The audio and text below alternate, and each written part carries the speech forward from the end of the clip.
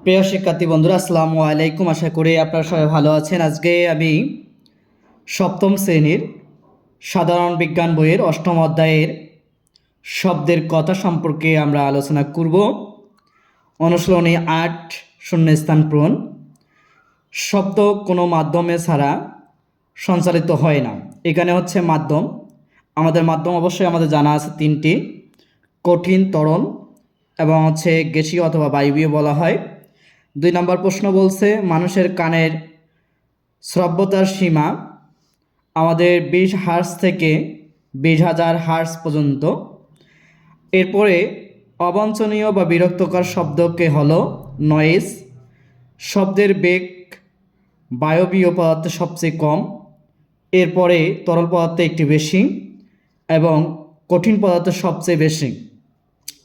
২০,০০০ হার্টজের বেশি কম্পাঙ্কের শব্দ শ্রুতি উত্তর বলা হয়। এখানে আমাদের সংক্ষিপ্ত কিছু প্রশ্ন আছে। আমাদের এখানে সংক্ষিপ্ত প্রশ্ন আছে 4টা। এখানে মার্কিং করছে 5, আমরা 4 করব।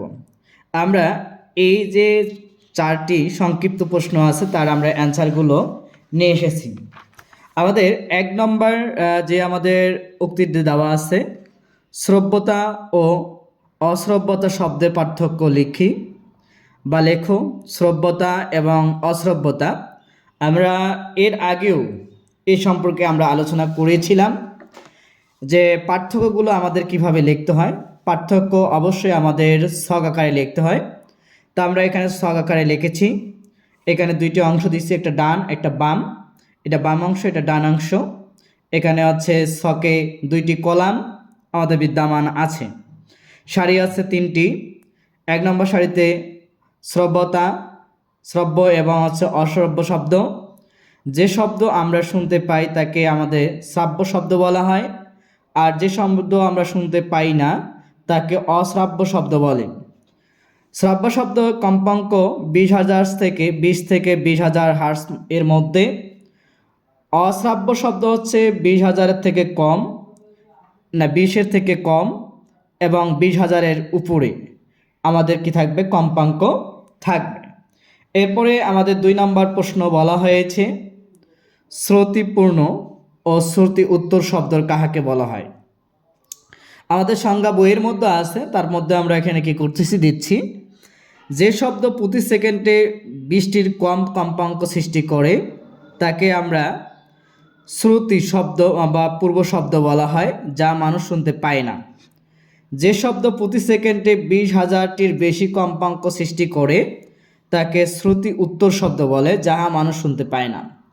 20,000 থেকে বেশি এবং 20,000 থেকে যদি কম শব্দ উৎপন্ন হয় তাহলে আমাদের হচ্ছে 20,000 থেকে বেশি এবং 20-এর থেকে কম হয়, তবে সেই সকল শব্দ মানুষ শুনতে পাবে না। এরপরে আমাদের 3 নম্বর প্রশ্নটা যেটা দেওয়া আছে এটাকে বলছে নয়েজ ও সুশ্রাব্য শব্দের পার্থক্য কী। নয়েজ আর এটা আছে সুশ্রাব্য শব্দ। যে শব্দ শুনতে যন্ত্রণাদায়ক ও বিরক্তকর তাদেরকে আমরা নয়েজ বলি, আর যে সকল সব শব্দ শুনতে ভালো লাগে, মধুর, আনন্দদায়ক, তাদেরকে আমরা সুশ্রাব্য শব্দ বলে। এই ধরনের শব্দকে গোলমাল বলা হয়। এই ধরনের শব্দকে সুরালো শব্দ বলে। বস্তু অনিয়মিত বা অসম কম্পনের ফলে নয়েজ উৎপন্ন হয়। বস্তুর নিয়মিত বা সুষম কম্পনের ফলে সুশ্রাব্য শব্দ উৎপন্ন হয়। এরপরে 4 নাম্বার প্রশ্ন আমাদের দেওয়া আছে। এখানে বলা হয়েছে 4 নাম্বার, সকল কম্পাঙ্কের শব্দ কি আমরা শুনতে পাই। আমাদের শ্রোতা আমাদের থেকে শ্রাব্যতার সীমা কত, এটা আমাদের কি আছে, প্রশ্নে দেওয়া আছে। সকল কম্পাঙ্কের শব্দ আমরা শুনতে পাই না। শব্দের কম্পাঙ্ক 20 হার্টজ থেকে 20,000 হার্টজ এর মধ্যে থাকলে কেবল সেই শব্দ আমরা শুনতে পাই। কম্পাঙ্কের এ সীমাকে শ্রাব্যতার সীমা বলা হয়। আমাদের শ্রাব্যতার নিম্ন সীমা হচ্ছে 20 হার্টজ ও উচ্চ সীমা হচ্ছে 20,000 হার্টজ। এটা আমরা কি করছি, পাচ্ছি। এরপরে আমাদের বহু নির্বাচনী প্রশ্ন আমরা দেখব। আমাদের এখানে বহু নির্বাচনী প্রশ্ন আছে। কোনো মাধ্যমে শব্দের বেগ সবচেয়ে বেশি? আমরা ওই যে সংক্ষিপ্ত প্রশ্নের মধ্যে আমরা অ্যান্সারে বলে দিয়েছি যে আমাদের সবচেয়ে শব্দের বেগ হচ্ছে কঠিন মাধ্যমে বেশি। তা আমরা কঠিন মাধ্যমে শব্দের বেগটা কী হবে? বেশি হবে। নিচের অনুচ্ছেদটি ভালোভাবে পড়ো, 2 ও 3 নং প্রশ্নের উত্তর দাও। চন্দ্রপৃষ্ঠ প্রচণ্ড বিস্ফোরণ এবং পৃথিবীর পৃষ্ঠে বড় মাঠের দূর প্রান্তে বন্দুক নল থেকে গুলি বের হলো, উভয় ক্ষেত্রে সৃষ্টি আলো ঝালকানি দেখা গেল। 2 নম্বর প্রশ্ন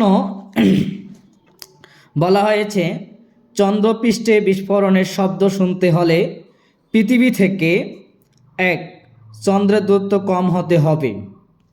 2 নম্বর পৃথিবী এবং চন্দ্রের মধ্যে আমাদের মাঝে মাধ্যম থাকতে হবে। শব্দের কম্পাঙ্ক 20 থেকে হার্জ থেকে 20,000 হার্জ হতে হবে।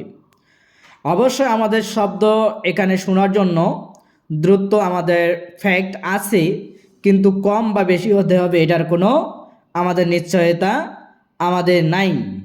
অবশ্যই আমাদের পৃথিবী এবং চন্দ্রের মাঝখানে মাধ্যম থাকতে হবে, যেমন আমাদের পৃথিবী এবং চন্দ্রের মাধ্যমে মাঝখানে বায়ু পদার্থ মাধ্যম আছে। আর যেহেতু একজন মানুষ শব্দ শোনার জন্য নিম্নপক্ষে 20 হার্জ এবং সর্বোচ্চ হচ্ছে 20,000 হার্জ অবশ্যই হতে হবে। তাহলে আমাদের অ্যান্সার হচ্ছে ঘ নাম্বার অ্যান্সার 2 ও 3। উভয় ঘটনা একই সাথে সংঘটিত হয়, তাহলে কোনটি সবশেষে পর্যবেক্ষণ করা যাবে? বন্দুকের গুলির শব্দ, বন্দুকের সৃষ্টি আলোক, বিস্ফোরণের শব্দ, বিস্ফোরণের আলো। উভয় ঘটনা একই সাথে সংঘটিত হয় থাকলে কোনটি সবশেষে পর্যবেক্ষণ করা যাবে?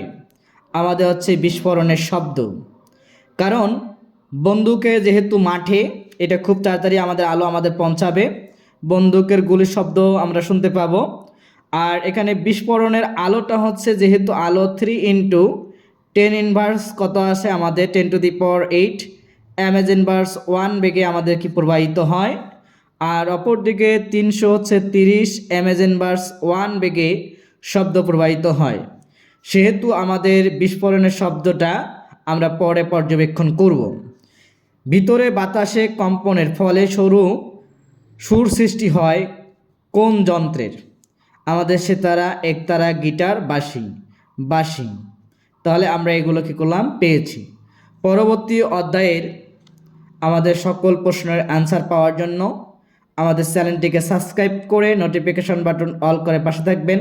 আসসালামু আলাইকুম রহমতুল্লাহি ওয়া বারাকাতুহু।